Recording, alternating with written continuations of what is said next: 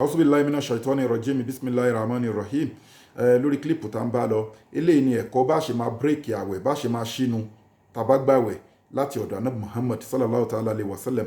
Anabi Muhammad sallallahu ta'ala alayhi wa sallam ó jẹ́ ká mọ̀ pé ká lọ́ra jẹ sàárì, ká yára ṣínu. Gbogbo ìgbàkígbà tó bá ti gbọ́ pé wọ́n pè irun, tó gbọ́ sí tẹ́lẹ̀ pé irun ni wọ́n ń pè pé kẹ́ wá ṣínu o láti masjid. Gbogbo nǹkan tó bá wù má fi àwẹ̀ ráre, sáré kíákíá kó ṣínu síwájú kó tó wá ṣínu. Tó bá ti gbọ́ pé wọ́n pè irun pé ká ṣínu nínú àwẹ̀, anabi Muhammad ni kó sọ pé bismillah. Tó bá ti ṣe bismillah lẹ́sẹ̀ kan náà kó dẹ̀ gbàdúrà fórí ara ẹ̀ àti fáwọn tó bá fẹ́ gbàdúrà fún. Tó bá wá gbàdúrà tán, mú déètì làbídùn kó fi ṣínu, àbí ẹni èso kó fi ṣínu, àbí omi níwọ̀nba kó fi ṣínu.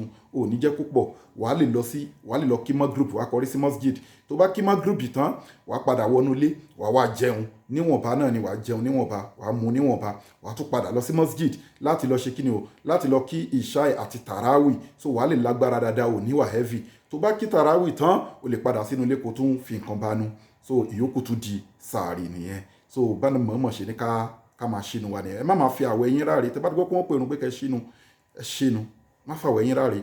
Ẹ lọ́ra jẹ sàárì, ẹ yára ṣínu. Àdúrà wa gbà. Gbogbo ara fẹ́ ṣe zakat ni, sádàkọ̀ ni, lórí umura ni, lórí oúnjẹ ni, lórí ájì ni, ẹgbẹgbà Global Dahiratu Dhikrlahi Islamic Organization. Àkáǹtì ní fún organization fáwọn tó bá fẹ́ fi nǹkan méjì mẹ́ta sínú àkáǹtì fáwọn aláìní àti fún ètò ìlọsíwájú Islam. Torí pé oṣù àwẹ̀ àti sàárà, Ọlọ́run ò kí ń sábà kọ́lé ẹrú ẹ̀ lọ́wọ́. Ọlọ́run ló sọ bẹ́ẹ̀. Ní sàárà fi gbọ́dọ̀ máa pọ̀ jù nínú àwẹ̀ bó ṣe wù kó kéré mọ́. Ẹ jẹ́ ká máa fi nǹkan tá bá lágbára sí àkáǹtì àwọn ọmọ aláìní. A wà lórí Instagram, a wà lórí YouTube, a wà káàkiri orí social media, a wà lórí Facebook náà. So fún gbogbo ara fẹ́ ṣe ìtọrẹ àánú fáwọn aláìní àti fún ìlọsíwájú Islam, account number ní 0123214254. Account number fáwọn aláìní 0123214254. Global Dahiratu Dhikrlahi Islamic Organization, Wema Bank of Nigeria.